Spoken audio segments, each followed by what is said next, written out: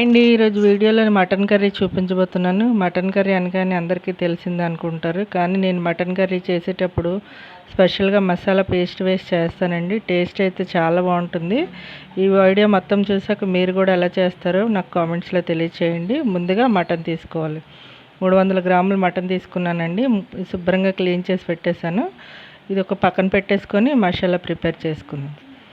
Mutton ఎక్కువగా తీసుకోలేదండి, 300 గ్రామ్సే తీసుకున్నాను అనమాట. ఇప్పుడు చిన్న మిక్సీ బౌల్ తీసుకొని ఇప్పుడు మటన్కి సరిపడా అల్లం ముక్క, ఒక 1/2 ఇంచ్ అల్లం ముక్క, ఒక 5 వెల్లుల్లి రబ్బలు, ఒక 6 లవంగాలు వేసుకోవాలి. నెక్స్ట్ జీలకర్ర వేసుకోవాలి. ఒక 3/4 టీ స్పూన్ జీలకర్ర వేసుకోండి. ఇప్పుడు గసగసాలు ఒక స్పూన్ వేసుకోండి. ఇప్పుడు ఉల్లిపాయలు, ఒక చిన్న ఉల్లిపాయలు సన్నగా తరిగి 2 ఉల్లిపాయలు వేసుకోండి. ఎప్పుడు చేసిన మసాలా పేస్ట్ ఇలా చేసి పెట్టేసుకుంటే టేస్ట్ అయితే మటన్ కర్రీ చాలా బాగుంటుందండి.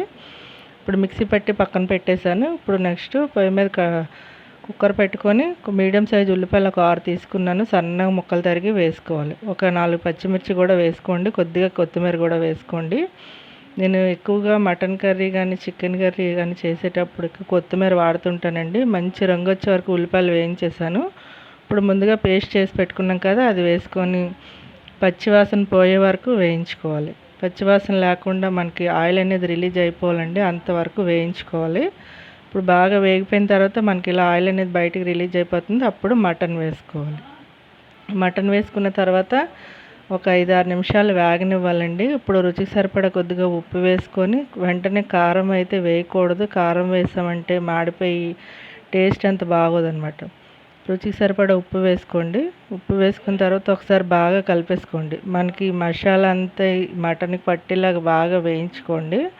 మీడియంలో పెట్టే వేయించుకోండి, ఇలా పెట్టద్దు.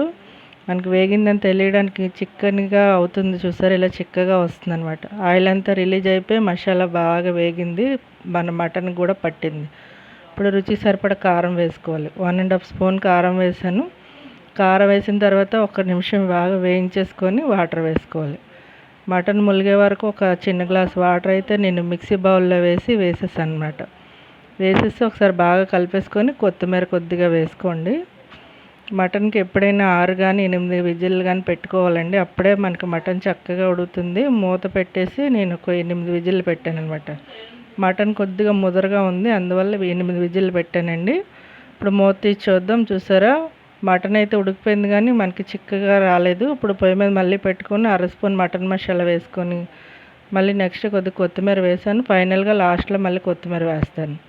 ఇప్పుడు మటన్ అనేది చిక్కగా గ్రేవీలా తయారైంది. ఫైనల్గా కొత్తిమీర వేసుకొని ఒకసారి బాగా కలిపేసుకొని దించేసుకోవడమే, అంతేనండి. ఆ పేస్ట్ వేసి చేయడం వల్ల నేను చపాతీ కానీ పూరీ కానీ లేకపోతే రైస్లో కానీ మటన్ వేసి తింటుంటే చాలా టేస్టీగా ఉంటుంది.